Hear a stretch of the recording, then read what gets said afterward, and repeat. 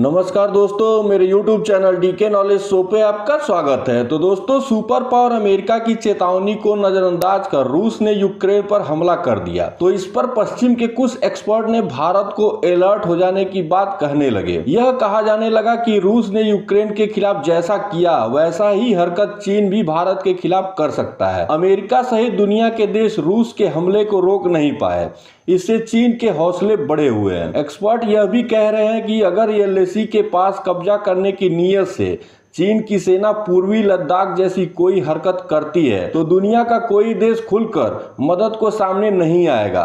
भारत को अकेले ही चीन से भिड़ना होगा।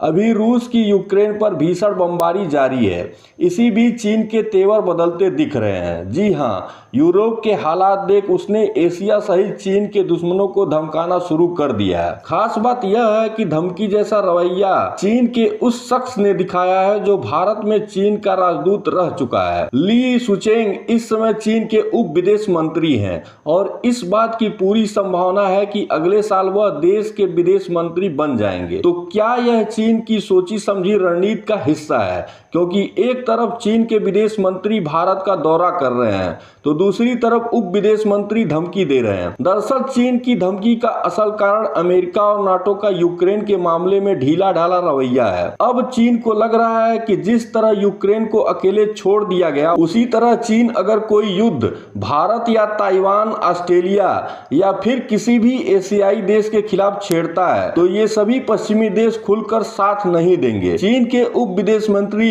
ली यूचेंग ने धमकी देते हुए कहा कि अमेरिका की हिंद प्रशांत नीति और क्वाड जैसे समूहों का बनना उसी तरह से खतरनाक है जैसे यूरोप में नाटो का विस्तार रहा है। क्वाड समूह में भारत, ऑस्ट्रेलिया, जापान और अमेरिका शामिल है और क्वाड देश मिलकर हिंद प्रशांत क्षेत्र में चीन के प्रभाव को कड़ी चुनौती दे रहे हैं। दोस्तों, क्वाड का असल मकसद चीन को रोकने के साथ समुद्री रास्तों पर व्यापार आसानी के साथ होता रहे। ऑब्जर्वर रिसर्च फाउंडेशन के रिसर्च फेलो परजन्य भट्ट के अनुसार चीन अगर एलएसी पर युद्ध छेड़ता है तो कोई दूसरा देश भारत के मदद को आगे नहीं आएगा, जैसा कि यूक्रेन युद्ध में हो चुका है। लेकिन चीन को ये भली भांति पता है कि भारत चीन की किसी हरकत का मुंहतोड़ जवाब देने में सक्षम है। भारत यूक्रेन नहीं है।